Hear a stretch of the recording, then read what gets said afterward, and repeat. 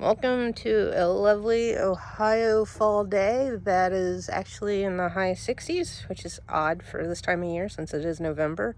I figured I'd take the opportunity to get the tank back into my rusty crusty S10. That took a little bit longer than I anticipated and gave a little bit more fits than I'd cared for it to give. But the tank is in, lines are in. So the thing that I learned when doing this, come with me to under my rusty crusty, nice and rusty, Ohio rust. This bracket right here, there's 4 bolts that hold it. This one is now a locating stud. So this bracket that holds the front tank strap on, I had to put this on the tank before I mounted the tank into the truck. And to do that, just because of how this bolt comes down and wraps around the tank and how I had to do that, I had to put the tank in at an angle, and I had some help from one of my friends. We had to put it in at an angle. We used a transmission jack to steady it and kind of help support it as we angled it, and we had to tilt it this side up, get this side in, and then tilt it back down. No, I take that back. We put this side in, tilted it so we could get this side in. Anyway, we had to tilt it to get this in. I'm tired. Like I said, this took much longer than I anticipated. Then my lines are my braided lines here.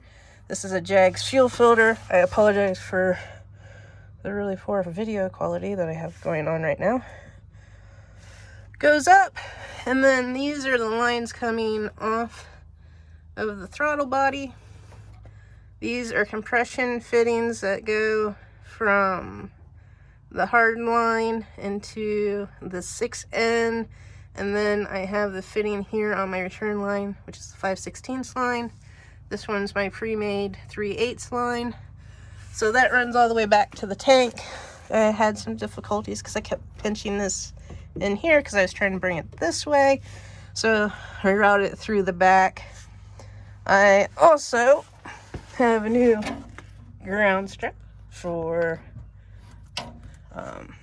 the filler neck that is going to be hooked up. So yeah, it's progress. I just have one other issue, which is this hose right here.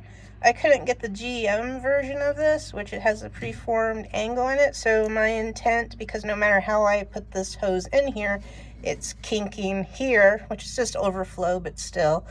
I've decided that I'm going to get a brass 90-degree barbed angle and put it in there, so then that way I don't have the kink and I have a nice flow for any overflow.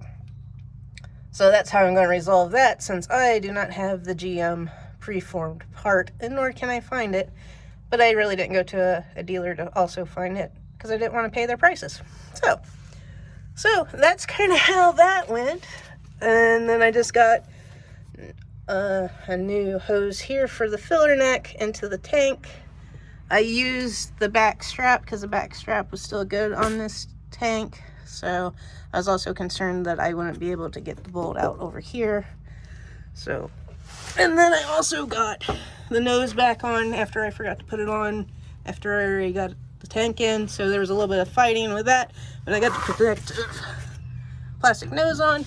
And I'd also like to say, as you can see, my transportation while I'm working on this project is, you know, I am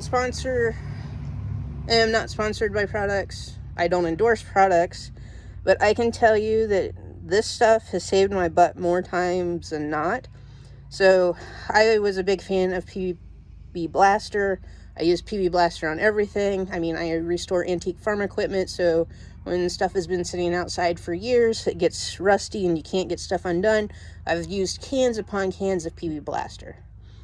I found this stuff at a gas station, a local gas station, decided to give it a try. It's called Angry Farmer, and I can tell you that this stuff works so much better than PB Blaster from what I have experienced. I've used it on working on this project, And mind you, half of these bolts have never been out of this truck since 1993. And this allowed me to break out those bolts without any issues. You spray it down, follow the instructions on it, spray it down, let it set for a little bit, spray it down again, and it breaks right off. Like I said, I've used PB Blaster for years, and I'd soak things with cans of PB Blaster. This stuff, I just sprayed it on a couple of times, and it popped right out. So if you have it local to you, and I think you can order online, but I think you got to order by case. Angry Farmer, definitely highly recommend it. If you're here in Ohio, I know that it's sold in several different places in Ohio. So yeah, I highly recommend Angry Farmer. Like I said, I don't get any endorsements from anybody. I don't really endorse anybody. But like I said, that thing has saved my butt so many times that I figured I'd give it a thumbs up in my book. So anyway, yep, that's where I'm at with this thing. So after I get the overflow 90-degree angle put onto this thing, I'll add some gas to it, pressurize the system, check for leaks. I'm hoping there isn't any. And then if there isn't, I'll fill the tank the rest of the way, and hopefully I'll be driving it. And I still have a few more projects I want to do with this if the weather stays nice. But my main goal is just to get it on the road because, like I said, bicycle and golf cart are getting a little old in the transportation. So, hey, if you guys have questions, comments, leave them below, and I appreciate your guys' views. I hope this helps somebody. Like I said, it was easier for me to put the front strap on the tank before I put the tank up into the truck, especially since I didn't take the bed off of it.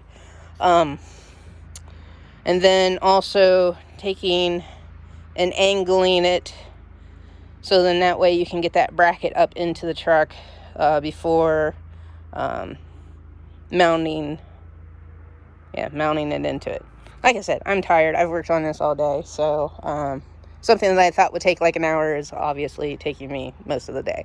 So once again, thanks for watching. I appreciate your views. I hope this helps somebody, especially with the fuel system. Because, I mean, like I said, I've had struggles trying to find the fuel lines and the fittings and stuff like that. So, like I said, I hope these help somebody. Questions, comments, leave them below. Thanks.